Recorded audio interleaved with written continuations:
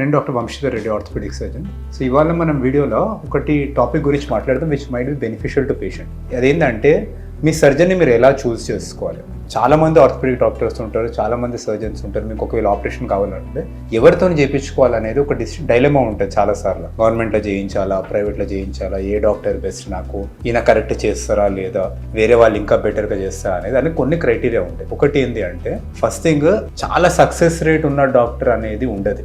ఎందుకంటే సర్జరీ అనేది ఎవరికైనా ఫెయిలియర్స్ ఉంటాయి. సో ఎంతో మంది ఏమనుకుంటారు అంటే నేను ఇన్ని సర్జరీ సక్సెస్ఫుల్గా చేసిండు అంటారు, కానీ మనకు అది ఒక గేజ్ కాదు జడ్జ్ చేయడానికి. అంటే కొంతమంది సర్జన్స్ ఏమవుతుందంటే ఓన్లీ ఈజీ కేసెస్ చేస్తారు వాళ్ళు, అందుకు వాళ్ళ కాంప్లికేషన్ రేట్స్ తక్కువ ఉంటాయి.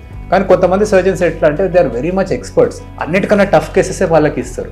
సో అంత టఫ్ కేసెస్ హ్యాండిల్ చేస్తున్నా కూడా కొన్ని కాంప్లికేషన్స్ ఎక్కువ ఉంటాయి. సో కాంప్లికేషన్ రేట్ ఎక్కువ ఉన్నంత మాత్రాన సర్జన్ బ్యాడ్ సర్జన్ అని కాదు. ఎన్నోసార్లు బెటర్ సర్జన్స్ కూడా కాంప్లికేషన్ రేట్ ఎక్కువ ఉంటుంది, ఎందుకంటే వాళ్ళు చాలా టఫ్ కేసెస్ హ్యాండిల్ చేస్తారు. ఇంకోటి ఏంటి అంటే హియర్సే అన్నట్టు, మీరు గూగుల్లో రివ్యూస్ చదవడము, మీరు ఆయన ఎవరో చెప్పడము, these are all complete nonsense అండి. ఎందుకంటే పేషెంట్కి అనిపించడం వేరే, రియల్గా సిచ్యువేషన్ ఉన్నది వేరే ఉంటుంది. సో ఎటువంటిది అనేది మీరు ఇంకో డాక్టర్ ఒపీనియన్ తీసుకోవడం బెటర్. అంటే ఒక డాక్టర్ వేరే సర్జరీ రికమెండ్ చేశారు అంటే అది మోర్ అక్యురేట్ దెన్ ఇంకో పేషెంట్ కానీ మీ రిలేటివ్స్ కానీ రికమెండ్ చేయడం. ఒకటి వన్ మోర్ థింగ్ ఏంటి అంటే మీకు ఫైనాన్షియల్గా ఎక్కువ స్ట్రెయిన్ కావద్దు. సపోజ్ మీరు రిచ్ ఉన్నారు, అఫోర్డ్ చేసుకోగలుగుతున్నారు అంటే కార్పొరేట్ హాస్పిటల్స్ కానీ ప్రైవేట్ హాస్పిటల్స్ కానీ ఓకే. లేదు మీకు చాలా ఫైనాన్షియల్గా ఇబ్బందులు ఉన్నాయి అంటే మనకి మంచి సర్జన్స్ ఈవెన్ గవర్నమెంట్ హాస్పిటల్స్లో, స్మాలర్ నర్సింగ్ హోమ్స్లో కూడా ఉంటారు. అదొకటి. వన్ మోర్ థింగ్, మనకి మీకు నమ్మకం ఉన్న సర్జన్తో చేయించాలి.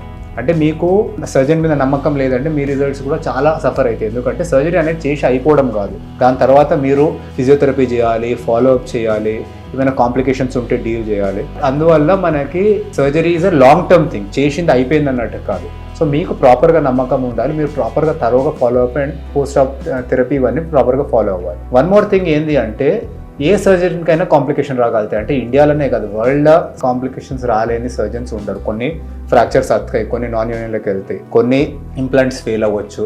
సో అటువంటి కాంప్లికేషన్ని అర్లీగా మీకు చెప్పి దాన్ని రివైజ్ చేయడం, మీకు అట్లీస్ట్ ఆ ఆప్షన్ ఇవ్వడం. So that is what a good surgeon will do. So అటువంటి సర్జన్స్ కూడా మీరు ఉండాలి. ప్రిఫరబ్లీ నేను ఏమంటానంటే ఏ సర్జరీ చేసినా కూడా ఎనీ కాంప్లికేషన్ ఉంటే దాన్ని కూడా సేమ్ సర్జన్తో అడ్రస్ చేయించాలి.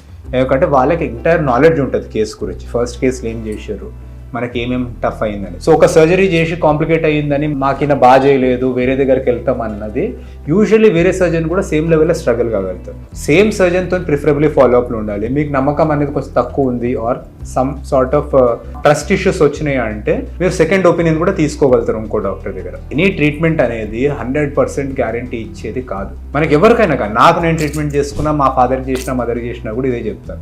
బికాస్ ఎన్నో థింగ్స్ మన చేతులలో ఉండే, మన బాడీ అనేది రెస్పాన్స్ డిఫరెంట్ ఉంటుంది ఒక్కొక్కరికి. ఇప్పుడు ప్రస్తుతానికి ఉన్న ఎవిడెన్స్ ప్రకారంగా మనము బెస్ట్ ట్రీట్మెంట్ ఇస్తున్నాం. తర్వాత కొన్ని ఇయర్స్ తర్వాత maybe our knowledge might change. So అందువల్ల మనకి సర్జన్ కూడా వాళ్ళు చేయగలిగిన దాంట్లో బెస్ట్ చేస్తున్నారు. మనకి ఏమైనా ఇష్యూ వచ్చిందంటే దాన్ని ఫర్దర్గా ఎట్లా అడ్రస్ చేయాలో అదే సర్జన్ కానీ లేదంటే మీ సెకండ్ ఒపీనియన్ సర్జన్ కానీ దాన్ని డీల్ చేస్తారు. Thank you.